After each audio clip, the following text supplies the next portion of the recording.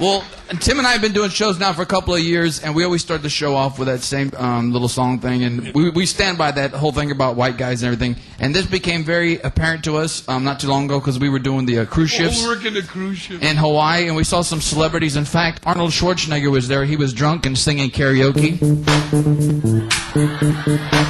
Yo, VIP, let's kick it. All right, stop.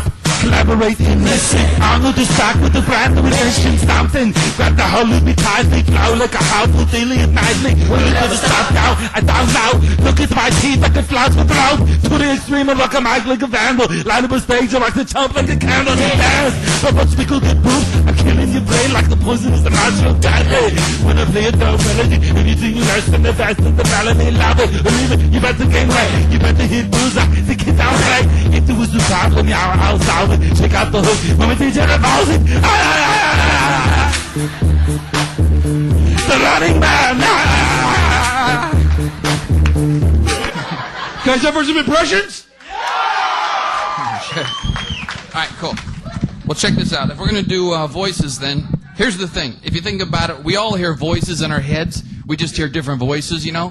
For instance, guys, when we walk into a bar to pick up on chicks, in our minds, we always think we sound cool and sophisticated. We think we sound like Sean Connery from 007 or something. We walk up to ladies, we're like, "Excuse me. I noticed you've across the room. Your eyes are like the stars, which are nothing more than pinholes in the curtain of the night." Unfortunately, though, fellas, this is what she hears. "My name is Eric. I have a boner. Touch it."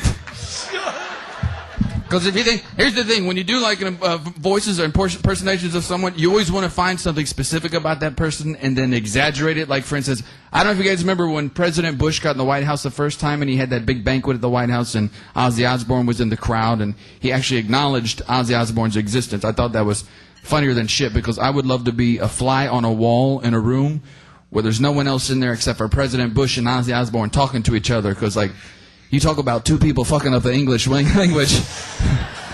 Whether you like them or not, I like both the guys, I really do, but they just make me laugh, especially President Bush, because he always does this thing with his head, especially in the press conferences when they start asking like the really tough questions. He gets all flustered. He starts doing this thing with his head right here.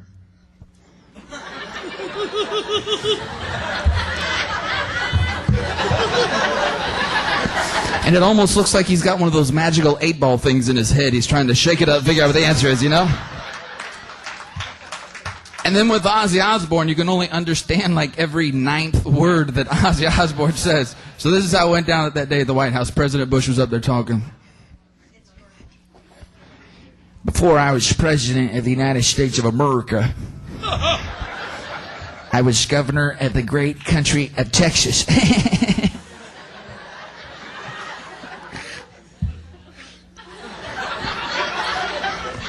"Try again later."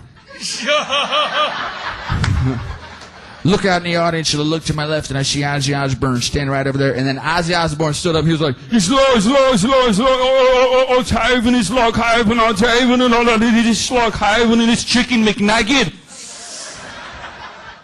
Because you remember when I was showing you how to do the impression as Al Pacino? Hey, will you do me a favor? What's that? You guys know who Al Pacino is, right? I wanted to learn how to do an impression. He was showing me as Al Pacino. No, do it just like in a hotel. Don't change shit. Oh, jeez. Uh-oh. There's something wrong with my stomach. Ever since I found out I was heading to Dansville. But you know what they say, good news travels fast. If that's the case, good news is a burrito I had at Taco Bell this afternoon. My father once gave me some good advice. He said, "Son, I can tell just by looking at a woman if she's into anal sex or not." I said, "Dad, do tell. I gotta know, how can I tell just by looking at a woman if she's into anal sex?" He said, "Son, it's real easy. If she's got an Adam's apple, I can pretty much guarantee she'll have it no other way." Hoo-ah!